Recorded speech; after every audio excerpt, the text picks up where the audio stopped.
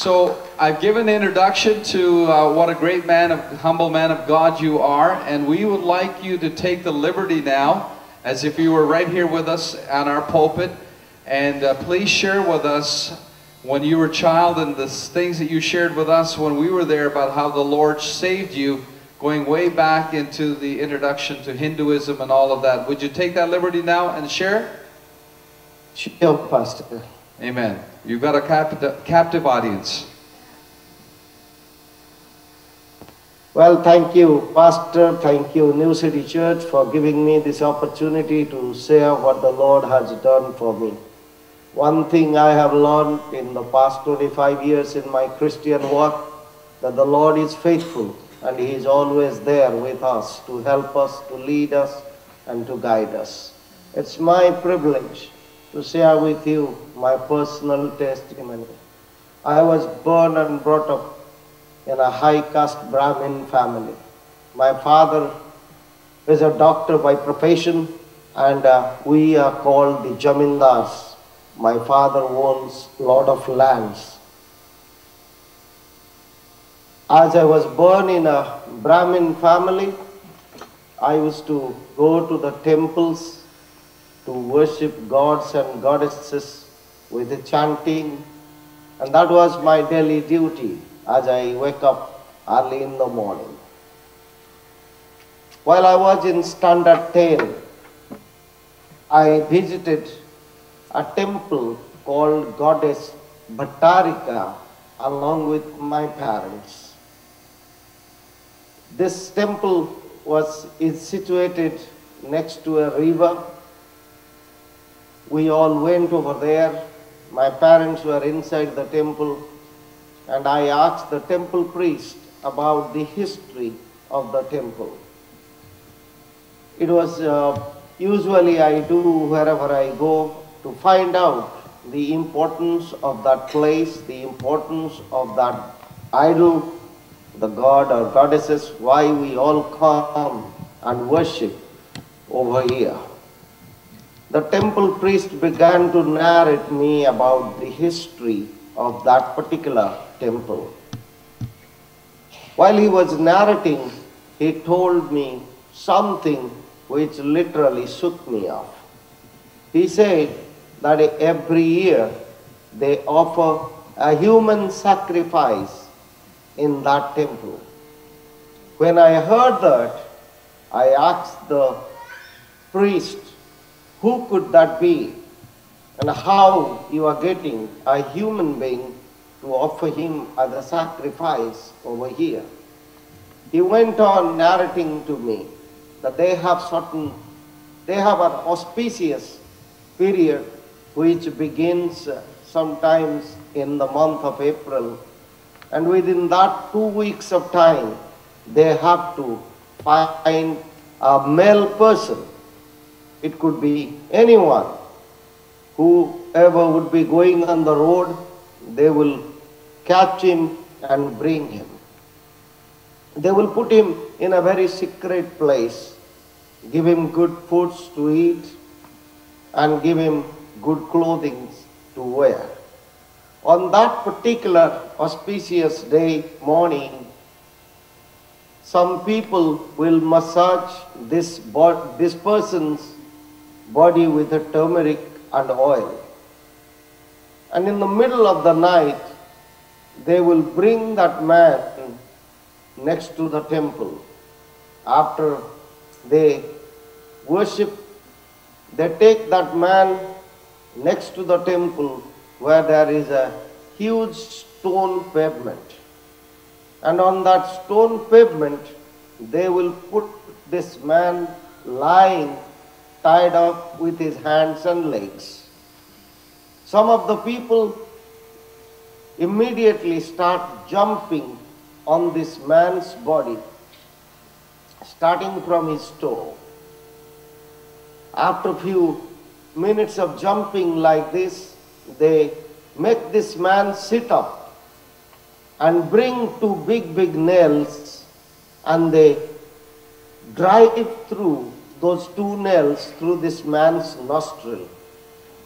They will put a new pot and through the nostril all the blood will come out from this man. When this pot will be filled with blood, they will buy a new linen, they will dip that linen in the blood, and every day out of that linen they will make some incense and burn before this goddess. And this man will die, and they will throw this man into the river. So people will know that he is drowned and he is died in the river. When I heard that, I was totally terrified. A thought came through my mind that all of us, we who are coming to this temple, calling this goddess as our mother, the man who would be dying in this pain and in this agony must be crying out, "Mother, save my life." Instead of saving the life of a child, how can a mother be so cruel to take the life of a human being? That put me off totally. And from that day, I became an atheist. I did not believe on any God. I said to myself, there is no God. And the life went on because I stopped going to the temples, I stopped chanting, I stopped worshipping. My parents, my grandparents, they scolded me, but nothing changed in me. I was totally an atheist. Then I was admitted in college. I was a good student. I used to be the class topper. One of my professor, who was a lady, she was a Christian, and she used to like me the most. Often she used to call me to her residence to have a cup of tea, and she gives me a little bit of snack. One day, she called me to come into her home. As I was there, I didn't know that she was a Christian lady. So she started to talk to me. She told me, "Do you believe on any God?" I said, "Ma'am, I do not believe on any God." She said, "How come you are a Brahmin and you do not believe on any God?" I said, "Being a Brahmin doesn't mean that I have to believe on any God." As she heard this from me, she started to tell me about Jesus. I was not very receptive at that time. I was angry with her.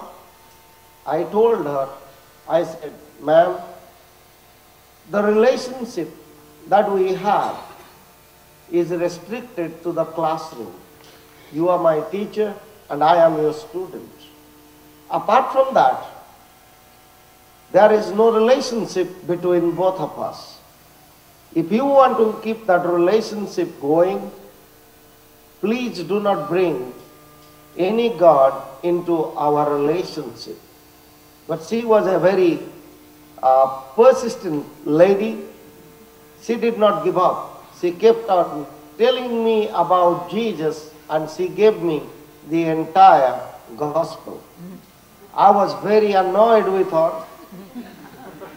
I got up and I left her home. I banged her door. I came out.